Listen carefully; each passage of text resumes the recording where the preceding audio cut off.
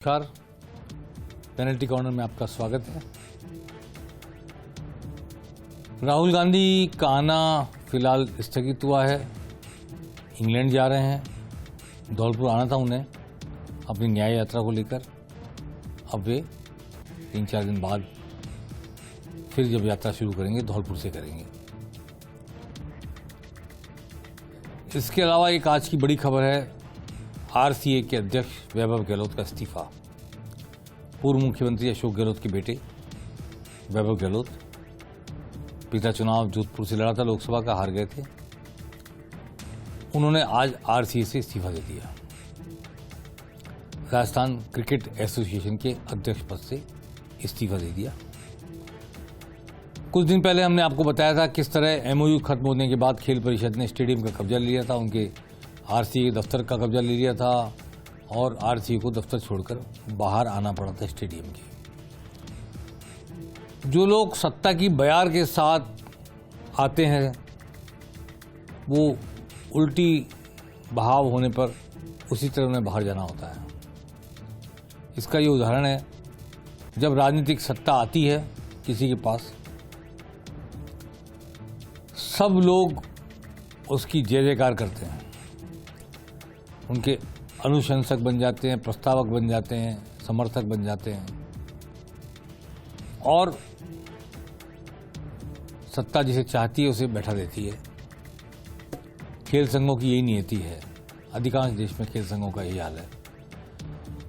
कहीं ना कहीं सत्ता से जुड़े हुए लोग और सत्ता की हवा के बहाव की दिशा में चलते हुए लोग आते हैं और जब 5 साल बाद 10 साल बाद कभी बहाव विपरीत दिशा में जाए तो फिर वो उनको चले जाना होता है। वैभव गहलोत जैसे अध्यक्ष बने और जिस तरह अध्यक्ष पद पर काम करते रहे, कई जिला संघों को शिकायत भी रही, उनकी मान्यता स्थगित हुई, रद्द हुई, विवादास्पद हुई, कुछ भी हुआ, फिलहाल वो काम करते रहे। अब आईपीएल नज़दीक, एमओयू खत्म हो गया क्रिकेट संघ का, खेल परिषद ने बीजेपी का राज आने पर कब्जा ले लिया, एमओयू नहीं बढ़ाएंगे और स्टेडियम भी हाथ से ले लिया, अपना दफ्तर भी हाथ से ले लिया, सब कुछ ले लिया। और ऐसी सुनने में आई ये बात, चर्चा में थी सियासती गलियारों में, कि वैभव गहलोत के खिलाफ एक अविश्वास प्रस्ताव लाया जा रहा है। 28-29 लोगों ने उसमें दस्तखत किए हैं। इस खबर के बाद वैभव गहलोत ने इस्तीफा दिया। उन्होंने कहा कि मेरे से किसी ने असहमति व्यक्त नहीं की, किसी ने कोई सवाल नहीं पूछा, किसी ने ये नहीं कहा कि कुछ गलत हो रहा है या सही हो रहा है। अगर कहता कोई भी व्यक्ति तो मैं पहले इस्तीफा दे देता। अब मैं इस्तीफा दे रहा हूँ क्योंकि मैं राजनीति का मैदान नहीं बनाना चाहता क्रिकेट संघ को, और यहाँ पर खिलाड़ियों का नुकसान नहीं करना चाहता, क्रिकेट का नुकसान नहीं करना चाहता। ये बातें उन्होंने कही हैं। अब भले से कहा कुछ भी जाए, फिर जो अध्यक्ष आएंगे वो भी राजनीति से जुड़े हुए आएंगे। चर्चा में है गजेंद्र सिंह खींवसर कैबिनेट मंत्री चिकित्सा स्वास्थ्य के, उनके बेटे धनंजय सिंह अध्यक्ष बनने वाले हैं, नागौर जिला संघ के अध्यक्ष होंगे। एक नाम पराक्रम सिंह का भी आया था विचार में, जब चूरू से वो कुछ बने थे अभी क्रिकेट संघ से। पराक्रम सिंह राजेंद्र राठौड़ के बेटे हैं, तो आएगा तो कोई राजनीति से जुड़ा हुआ व्यक्ति। बीसीसीआई में जब अनुराग ठाकुर हैं और दूसरे लोग हैं, तो खेल संघ तो इसी तरह चलेंगे देश में। लेकिन जो व्यक्ति आए वो अगर खेल संघ को प्रगति की दिशा में बढ़ाकर ले जाए, खिलाड़ियों को प्रोत्साहन दे और राजस्थानी खिलाड़ी देश के पटल पर दिखाई देने लगे, उपलब्धियां हासिल करने लगे, तो फिर किसी को एतराज नहीं है कि कोई राजनेता भी आके संभाले। तो क्योंकि इसमें खेलने वाले व्यक्ति से ज़्यादा इंपॉर्टेंट ये बात होती है, मैनेजिंग कैपेसिटी किसके पास है, मैनेजमेंट कौन कर सकता है, कौन प्रोत्साहन दे सकता है, कौन फंडिंग करा सकता है, कौन खेलों को ऑर्गेनाइज कर सकता है, ऑर्गेनाइजेशनल कैपेसिटी किसके पास में है, लीडरशिप की क्वालिटी किसके पास में है। ये एक इम्पॉर्टेंट बात होती है। जरूरी नहीं है कि सब लोग राज्यवर्धन सिंह राठौड़ हो जाएं, कि ओलंपिक में पदक भी जीताएं और खेल मंत्री भी हो जाएं। वो एक अच्छा उदाहरण है। मैं कहना चाहता हूँ खिलाड़ी खेल मंत्री बने, इससे बेहतर कोई बात नहीं। लेकिन अगर कोई खिलाड़ी ना है पर वो खेल जगत के किसी दायित्व को संभालता है, तो उसके पास अगर मैनेजमेंट कैपेसिटी है, नज़रिया है, दूरदृष्टि है, लोगों को साथ लेकर चलने की क्षमता है और लीडरशिप देने की क्षमता है, तो उसको आना चाहिए। इसमें कोई मैं एतराज़ नहीं समझता, इसलिए कि वो व्यक्ति राजनीति में है, वो आके यहाँ बीजेपी कांग्रेस ना करे, बस ये एक इम्पॉर्टेंट बात है। खेल खिलाड़ियों के लिए है और खिलाड़ी खेल के लिए है, इसी भावना से आगे चला जाए। तो आने वाले वक्त में पता चलेगा, आईपीएल होने वाले हैं, नया अध्यक्ष कौन बनता है, पराक्रम सिंह बनते हैं कि खींवसर के बेटे बनते हैं धनंजय सिंह, और वो किस दिशा में खेल संघ को, क्रिकेट संघ को लेकर जाते हैं। बड़ा स्टेडियम बनने वाला है जयपुर में, ज़मीन मिल चुकी है, बहुत बड़ा काम क्रिकेट को लेकर राजस्थान में होने वाला है। राजस्थान रणजी चैंपियन रहा है कई बार, और 16-17 बार तो एक ज़माने में लगातार रणजी फाइनल खेलने वाला फाइनलिस्ट कहलाता था और मुंबई से हारता था हनुमंत सिंह के ज़माने में। तो लंबे समय का सलीम दुरानी यहाँ के बड़े खिलाड़ी रहे हैं, पार्थ सारथी शर्मा रहे हैं, हनुमंत सिंह रहे हैं, देश की टीम में जिन्होंने प्रतिनिधित्व किया है। तो इसलिए मैं कहता हूं कि अगर आज वैभव गहलोत बिना किसी कंट्रोवर्सी को पैदा किए, जन्म दिए चले गए हैं और उन्होंने कोई राजनीति नहीं की इस दिशा में, तो बहुत इसका स्वागत किया जाना चाहिए कि वो चले गए, और जो नया आएगा वो भी बिना टीका टिप्पणी के, बिना भेदभाव के खेल को खेल की भावना से आगे बढ़ाने की कोशिश करें, ये उम्मीद की जानी चाहिए। अब हम बात करते हैं, आज की एक सबसे बड़ी देश की घटना थी कि प्रधानमंत्री नरेंद्र मोदी ने बहुत सारे ढेर सारे रेलवे के कार्यक्रमों की शिलान्यास किया, आधारशिला रखी और उद्घाटन किया। बड़ा मेगा प्रोजेक्ट 2000 रेलवे प्रोजेक्ट्स को उन्होंने आज शुरुआत की है। 554 अमृत भारत रेलवे स्टेशन का पुनर्विकास होगा। राजस्थान के 21 रेलवे स्टेशनों का विकास होगा, पुनर्विकास होगा। 112 रोड, ओवरब्रिज सहित अंडरपास का शिलान्यास किया। खास बात यह रही कि राजस्थान में सांगानेर, मुख्यमंत्री का विधानसभा क्षेत्र, भजनलाल का विधानसभा क्षेत्र, वहां बड़ा समारोह हुआ। मुख्यमंत्री भजनलाल मौजूद, प्रदेश बीजेपी के अध्यक्ष खुद मौजूद, सीपी जोशी सांसद, दोनों डिप्टी सीएम मौजूद, रामचरण बोहरा सांसद मौजूद जयपुर के, और सांगानेर के रेलवे स्टेशन का किस तरह विकास होने जा रहा है, कैसे विश्व स्तर का रेलवे स्टेशन बनने जा रहा है, इसकी आज शुरुआत हुई है। तो पीएम मोदी ने इसको वर्चुअली सब कामों को किया और उसके बाद भाषण में कहा, सबको संबोधित करते हुए, कि अब हमने छोटे सपना देखना छोड़ दिया, देश ने बड़े सपने देखेगा, देश बड़ा बनेगा देश। और आइए सुनते हैं प्रधानमंत्री मोदी ने क्या कहा। अश्विनी वैष्णव वहाँ रेलवे मंत्री भी जुड़े, लेकिन वो वीसी के जरिए जुड़े थे, जयपुर आए नहीं। आइए देखते हैं क्या कहा प्रधानमंत्री ने आज।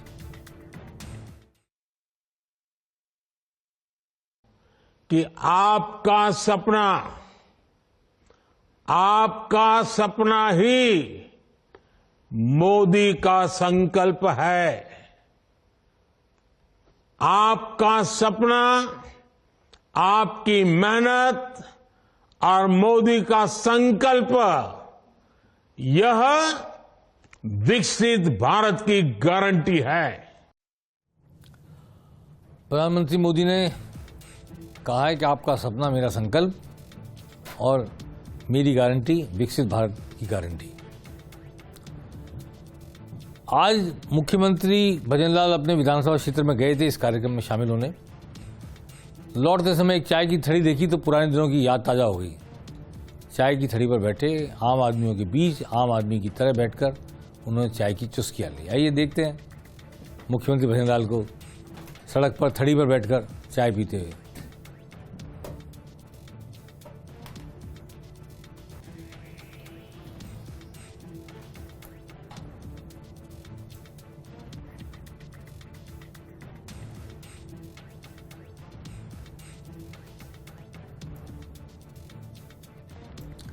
मुख्यमंत्री हैं, एक थड़ी पर बैठे हैं, खड़े हैं मतलब, और चाय मांग रहे हैं अपने लिए, और चाय उबल रही है और बिल्कुल कृतरत हुआ पड़ा है। वहीं एक बच्ची से बात कर रहे हैं सांसद रामचरण बोहरा, और ये कार्यक्रम से लौटते समय की सांगानेर की घटना है। देखिए चाय की चुस्कियाँ ले रहे हैं मुख्यमंत्री, उनके साथ सहयोगी हैं, भारतीय जनता पार्टी के नेता हैं और दूसरे, और चर्चा भी हो रही है, हालचाल भी पूछा जा रहा है चाय की चुस्कियों के बीच। और ये थोड़ा सा जेस्चर होता है, अपने इलाके में गए और अपने इलाके में जाकर उन्होंने एक थड़ी को चुन लिया, वहाँ उसमें बैठे, चाय पी, तो बहुत सारे लोग उससे करीबी महसूस करते हैं, ये महसूस करते हैं कि ये हमारे जैसा ही, आम आदमी जैसा ही मुख्यमंत्री है, आम आदमियों का मुख्यमंत्री है। ऐसा कई बार दूसरे लोग भी करते हैं, वसुंधरा जी भी कई बार कर चुकी हैं, पहले चाय भी पीती हैं, कभी कहीं थड़ी पर और कभी कहीं किसी गांव में जाकर माचे पे बैठ के और भोजन भी शुरू कर देती हैं, चटनी के साथ रोटी कर लेती हैं। तो ऐसे अच्छा लगता है लोगों को इस तरह कि कोई उनके दरवाजे पर आया, चाय की चुस्कियाँ ले रहा है। तो ये एक मुख्यमंत्री के एक राजनीति में अभिजात्य आ जाता है कि मैं बड़ा आदमी हो गया हूँ।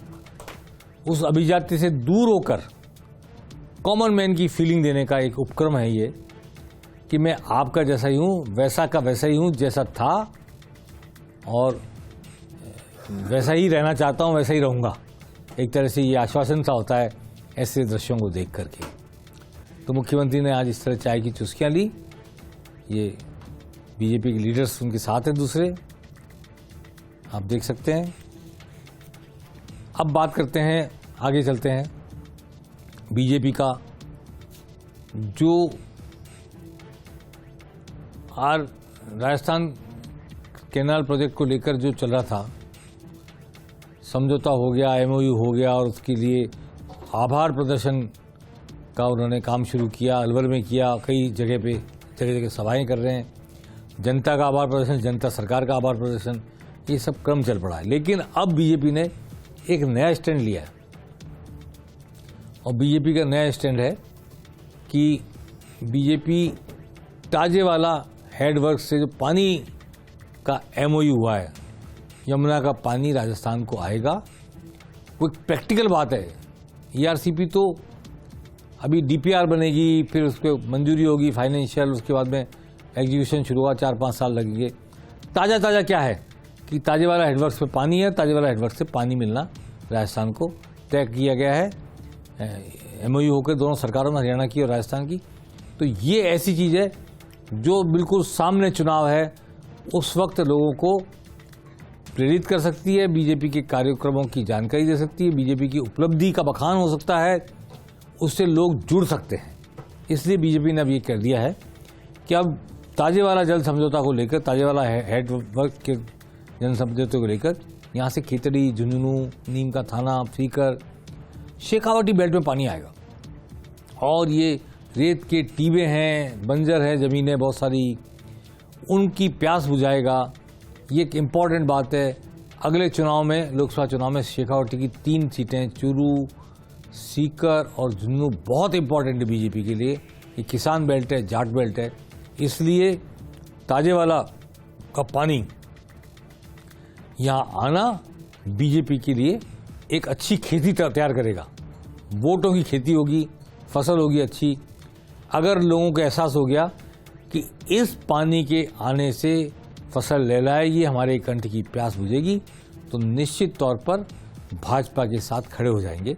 इसलिए अब भाजपा अगले 2-3 दिनों में पूरी शेखावाटी में, 4 जिलों में जाकर आभार यात्रा, आभार प्रदर्शन शुरू करेगी और लोगों को बताएगी कि क्या तो दोनों सरकारों के बीच समझौता हुआ है, पहले क्यों नहीं हो पा रहा था, डबल इंजन की सरकार ने ये क्या कर दिखाया है, इसका क्या रेस्पॉन्स मिलेगा, क्या इसकी वजह से हमें फ़ायदा होने लगेगा, इसका जन जन तक इसकी जानकारी दी जाएगी, ताकि आने वाले चुनाव से पहले ये कन्विंस किया जा सके कि दिल्ली की सरकार के साथ डबल इंजन की सरकार राजस्थान में आप लेकर आएँ। अब राजस्थान के साथ डबल इंजन की सरकार तब बनेगी जब दिल्ली में भी आप भाजपा की सरकार लाएंगे। और जैसा एक परसेप्शन सा बना हुआ है, मैं इस पॉलिटिकल कार्यक्रम में कहना चाहता हूं कि कांग्रेस को सबसे पहले बीजेपी से नहीं लड़ना है, बीजेपी से भी पहले इस परसेप्शन से लड़ना है कि 25 की 25 सीटें बीजेपी को। ये परसेप्शन बन गया है, 2 बार से 25 की 25 सीटें बीजेपी या एनडीए जीत रहा है। तो इससे पहले कि कांग्रेस अपने उम्मीदवारों का चयन करे, उम्मीदवारों को उतारे, उनके लिए कैंपेनिंग करे, उससे पहले भी ये जरूरी है कि परसेप्शन को बदले जनता के बीच कि कोई फायदा नहीं है टक्कर देने से, उम्मीदवार उतारने से। अगर ये धारणा बनी रही, धारणा को नहीं तोड़ पाई कांग्रेस, तो टक्कर दे सकने लायक लोग भी टक्कर नहीं दे पाएंगे। जीतने की बात तो दूर रही। और बहुत सारे लोग मना कर रहे हैं, लोकसभा चुनाव नहीं लड़ना चाहते हैं। ऐसी अफवाह है या वास्तविकता हम नहीं जानते, ये जब टिकट बटेंगे तब पता लगेगा। लेकिन ऐसा लग रहा है कि बड़े बड़े लोग चुनाव लड़ने से कतरा रहे हैं कांग्रेस के। ये अवधारणा नहीं बदली तो कांग्रेस चुनाव में वॉकओवर दे बैठेगी बीजेपी को। मैं ये नहीं कहता कि बीजेपी को जीतना चाहिए या बीजेपी को नहीं जीतना चाहिए, कांग्रेस को जीतना, ये नहीं कह रहा मैं। लेकिन चुनाव है तो चुनाव जैसा लगना चाहिए। बात इस पार्टी की या उस पार्टी की नहीं है।